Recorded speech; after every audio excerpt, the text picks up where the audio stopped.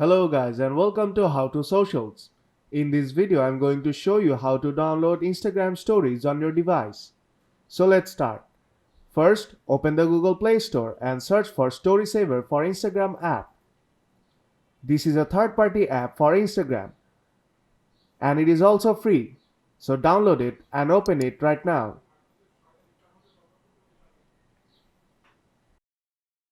After opening the app, you have to log in with your Instagram account. And on the home screen, you will see all the persons you are following who have posted stories.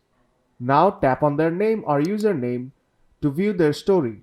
And you'll see the story here. Now open the story. On top right corner, you will see a pink download icon.